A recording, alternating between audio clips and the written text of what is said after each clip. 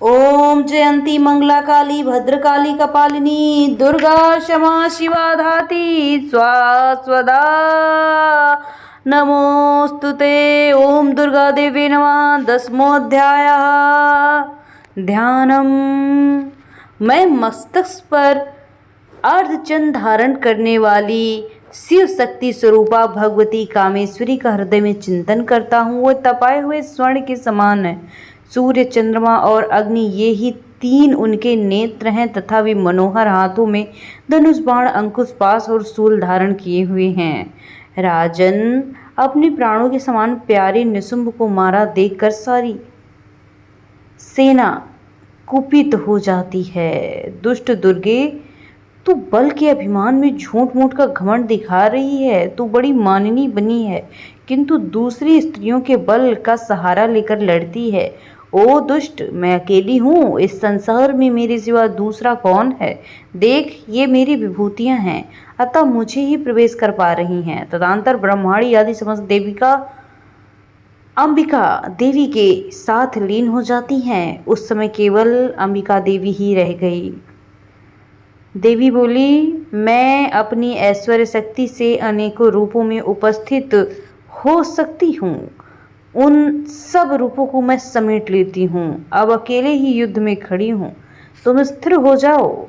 तदंतर देवी और सुम दोनों में देवताओं तथा दानवों को देखते देखते भयंकर युद्ध छिड़ जाता है। बाणों की वर्षा तथा तीखे शस्त्रों एवं दारुण अस्त्रों के प्रहार के कारण उन दोनों का युद्ध सब लोगों के लिए बड़ा भयानक प्रतीत होता है।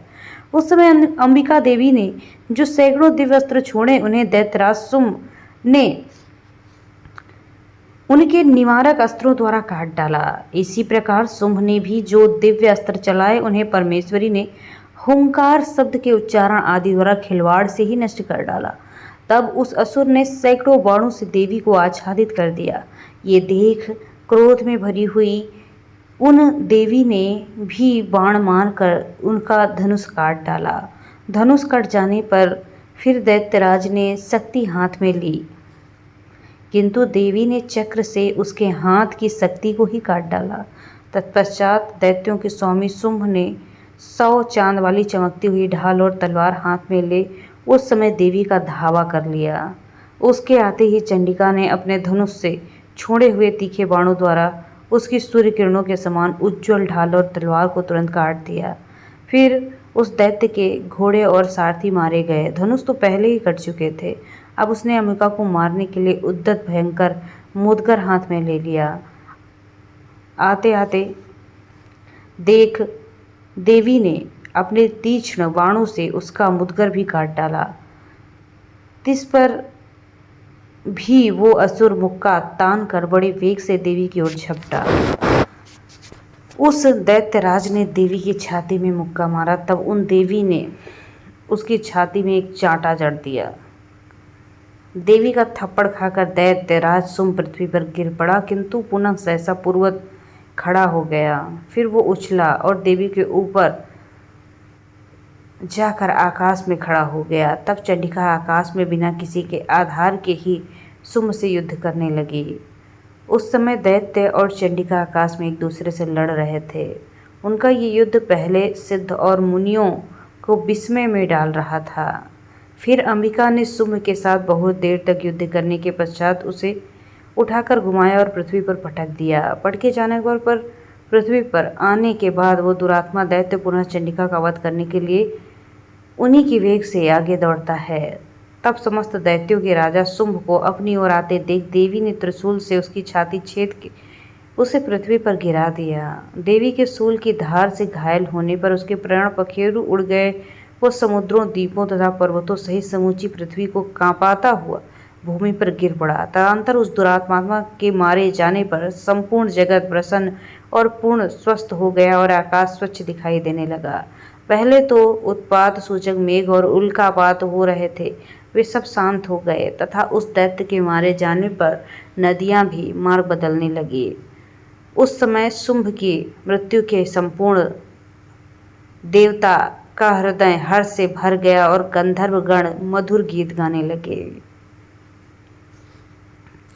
दूसरे गंधर्व बाजे बजाने लगे, अप्सराएं नाचने लगी, पवित्र वायु बहने लगी, सूर्य की प्रभा उत्तम हो गई, अग्निशाला की बुझी हुई आग अपने आप प्रज्वलित हो उठी, संपूर्ण दिशा में भयंकर शब्द शांत हो गए। इस प्रकार श्री मार्कंडेय पुराण में सावर्णिक मनवंतर की कथा के अंतर्गत देवी महात्म्य में शुंभवध नामक 10वां अध्याय भी पूरा होता है। दुर्गा सप्तशती एकादश अध्याय। श्री दुर्गा देवी नमः। मैं भुवनेश्वरी देवी का ध्यान करता हूँ। उनके श्रीअंगों की आभा प्रातः काल के सूर्य के समान है और उनके मस्तक पर चंद्रमा का मुकुट है। वे उभरते हुए स्तन और 3 नेत्रों से युक्त हैं। उनके मुख पर मुस्कान की छटा रहती है और हाथ में वरद अंकुश पास अभय मुद्रा शोभा पाते हैं। देवी के द्वारा वहाँ महादैत्यपति शुंभ के मारे जाने पर इंद्र आदि देवता अग्नि को आगे करके उन कात्यायनी देवी की स्तुति करते हैं।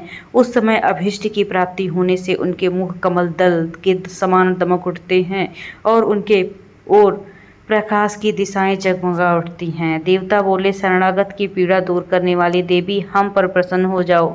संपूर्ण जगत की माता प्रसन्न हो। विश्वेश्वरी, विश्व की रक्षा करो। देवी, तुम ही चराचर जगत की अधीश्वरी हो, इस जगत का एकमात्र आधार हो, क्योंकि पृथ्वी में तुम्हारी स्थिति है। देवी, तुम्हारा पराक्रम अलंघनीय है। तुम जल रूप में स्थित होकर संपूर्ण जगत को तृप्त करती हो। तुम अनंत बल संपन्न वैष्णवी शक्ति हो, इस विश्व की कारणभूता परामाया हो। देवी, तुमने इस समस्त जगत को मोहित कर रखा है। तुम्हें प्रसन्न होने पर इस पृथ्वी पर मोक्ष की प्राप्ति हो जाती है। देवी, संपूर्ण विद्याएं तुम्हारे ही भिन्न भिन्न स्वरूप है। जगत में जितनी स्त्रियां हैं वे सब तुम्हारी मूर्तियां हैं। जगदम्बा, एकमात्र तुमने ही इस विश्व को व्याप्त कर रखा है। तुम्हारी स्तुति क्या ही हो सकती है। तुम तो स्तवन करने के योग्य पदार्थों से परे और परावाणी हो। जब तुम सर्वस्वरूपा देवी, स्वर्ग तथा मोक्ष प्रदान करने वाली हो, तब इस रूप में तुम्हारी स्तुति हो गई है। तुम्हारी स्तुति के लिए उससे अच्छी उक्तियाँ क्या हो पाएंगी।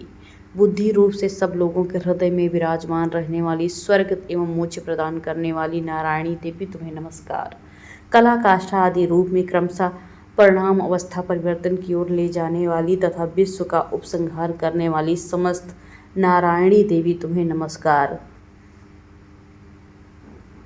नारायणी, तुम सबका मंगल प्रदान करने वाली, मंगलमयी हो, कल्याणदायिनी शिवा हो, सब पुरुषार्थों को सिद्ध करने वाली, शरणागत वत्सला, 3 नेत्रों वाली गौरी, तुम्हें नमस्कार है। सृष्टि, पालन, संहार, शक्तिभूता सनातनी देवी, गुणों का आधार तथा सर्वगुणमयी हो, नारायणी हो, तुम्हें नमस्कार है। शरण में आए हुए दीनों पीड़ितों की रक्षा करने में संलग्न रहने वाली, सबकी पीड़ा दूर करने वाली नारायणी देवी, तुम्हें नमस्कार है। नारायणी, तुम ब्रह्माणी का रूप धारण करके हंसों से जुते हुए विमान पर बैठती तथा कुश मिश्रित जल छिड़कती रहती हो, तुम्हें नमस्कार है। महेश्वरी रूप से त्रिशूल, चंद्रमा एवं सर्प को धारण करने वाली तथा महान ऋषभ के पीठ पर बैठने वाली नारायणी देवी, तुम्हें नमस्कार। मोरों और मुर्गों से घिरे रहने वाली तथा महाशक्ति धारण करने वाली कौमारी रूप निष्पापे नारायणी, तुम्हें नमस्कार। शंख, चक्र, गदा रूप में उत्तम आयुधों को धारण करने वाली वैष्णवी शक्ति स्वरूपा नारायणी, तुम्हें नमस्कार। हाथ में भयानक महाचक्र लिए और दाढ़ों पर धरती को उठाए वाराही रूप धारणी कल्याणमयी नारायणी, तुम्हें नमस्कार। भयंकर नरसिंह रूप से दैत्यों के वध के लिए उद्योग करने वाली, त्रिभुवन की रक्षा में संलग्न रहने वाली नारायणी, तुम्हें नमस्कार। मस्तक पर किरीट और हाथ में महावज्र धारण करने वाली, सहस्त्र नेत्रों के कारण उद्दीप्त दिखाई देने वाली, वृत्तासुर के प्राणों का अपहरण करने वाली इंद्र शक्ति स्वरूपा नारायणी, तुम्हें नमस्कार। शिवदूती रूप से दैत्यों की महती सेना का संहार करने वाली, भयंकर रूप धारण कर विकट गर्जना करने वाली नारायणी देवी, तुम्हें नमस्कार। दाढ़ों के विकराल मुख वाली, मुंडमाला से विभूषित मुंड मर्दनी चामुंड रूपा नारायणी, तुम्हें नमस्कार। लक्ष्मी, लज्जा, महाविद्या, श्रद्धा, पुष्टि, स्वधा, ध्रुवा, महारात्रि तथा महाअविद्या रूपा नारायणी, तुम्हें नमस्कार। मेधा, सरस्वती, वरा, भूति, बाभ्रवी तामसी नियता ईशा रूपिणी नारायणी तुम्हें नमस्कार। सर्वस्वरूपा सर्वेश्वरी तथा सब प्रकार की शक्तियों से संपन्न दिव्य रूप दुर्गे देवी, सब भयों से हमारी रक्षा करो तुम्हें नमस्कार। कात्यायनी, यह तीन लोचनों से विभूषित तुम सौम्य मुख, सब प्रकार के भयों से हमारी रक्षा करो तुम्हें नमस्कार।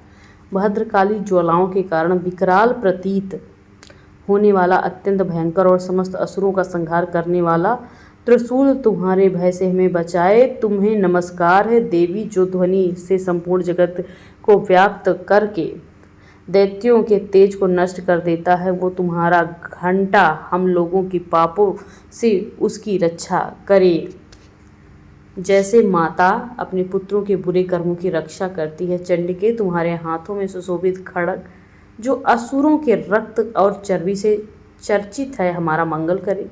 तुम हमें बुद्धि दो, हम तुम्हें नमस्कार करते हैं देवी। तुम प्रसन्न हो, सब रोगों को नष्ट कर दो और कुपित होने पर मनोवांछित सभी कामनाओं का नाश कर देने वाली देवी, जो तुम्हारी शरण में जा चुके हैं उन पर विपत्ति नहीं आती। तुम्हारी शरण में गए हुए मनुष्य दूसरे के शरण देने वाले बन जाते हैं। देवी अंबिके, तुमने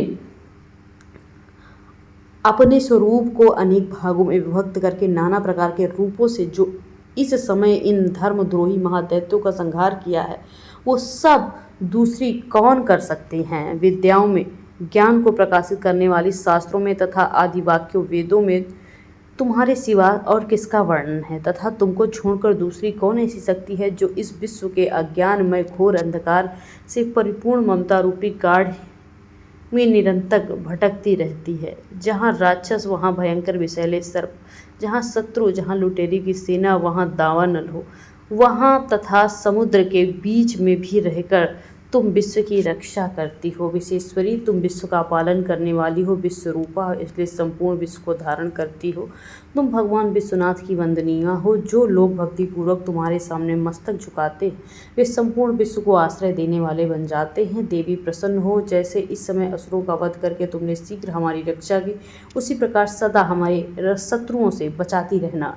संपूर्ण जगत का पाप नष्ट कर दो और उत्पात एवं पापों के फलस्वरूप प्राप्त होने वाली महामारी आदि बड़े बड़े उपद्रव को शीघ्र दूर करो। विश्व की पीड़ा हर लेने वाली देवी, हम तुम्हारे चरणों में आ पड़े हैं, हम पर प्रसन्न हो। त्रिलोक निवासिनी पूजनीय परमेश्वरी, हम सबको वरदान दो। देवताओं में वर देने को तैयार रहने वाली, तुम्हारे मन में जिस की इच्छा हो वो वर मांग लो। देवी ऐसा कहती हैं, संसार के लिए उस उपकारक वर को मैं तुम्हें दूंगी। देवताओं को वो वर मांगने के लिए कहती हैं। सर्वेश्वरी, तुम इस प्रकार तीनों लोगों की समस्त बाधाओं को शांत करो और हमारे शत्रुओं का नाश करो। देवताओं, वैवस्वत मनवंतर के 28वें युग में शुंभ और निशुंभ नामक 2 दैत्य महादैत्य उत्पन्न होंगे। तब मैं नंदगोप के घर में उनकी पत्नी यशोदा के घर में अवतीर्ण हो विंध्याचल में रहूंगी और उक्त दोनों असुरों का नाश करूंगी। फिर अत्यंत भयंकर रूप से पृथ्वी पर अवतार ले वै प्रचित्त नाम वाले दानों का वध करूंगी।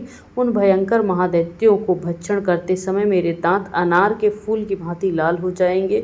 तब स्वर्ग में देवता और मर्तलोक में मनुष्य सदा मेरी स्तुति करेंगे, मुझे रक्त दंतिका कहेंगे। फिर जब पृथ्वी में 100 वर्ष के लिए वर्षा रुक जाएगी, पानी का अभाव हो जाएगा, उस समय मुनियों का स्थावन करने पर पृथ्वी पर अयोनिजा रूप में मैं प्रकट होंगी और 100 नेत्रों से मुनियों को देखूंगी। उस समय मैं शताक्षी के नाम से जानी जाऊंगी, लोग मेरा इसी नाम से कीर्तन करेंगे।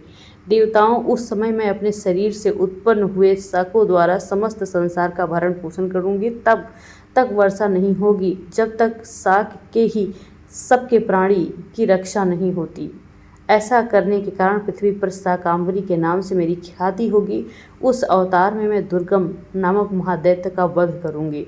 इससे मेरा नाम दुर्गा देवी के रूप में प्रसिद्ध होगा। फिर मैं भीम रूप धारण करके मुनियों की रक्षा के लिए हिमालय पर रहने वाले राक्षसों का भक्षण करूंगी। उस समय सब मुनि मुझे नतमस्तक होकर मेरी स्तुति करेंगे। तब मेरा नाम भीमा देवी के रूप में विख्यात होगा। जब अरुण नामक दैत्य तीनों लोकों में भारी उपद्रव मचाएगा, तब तीनों लोगों के हित के लिए 6 पैरों वाले असंख्य भ्रमरों का रूप धारण करके उस महादैत्य का वध करूंगी।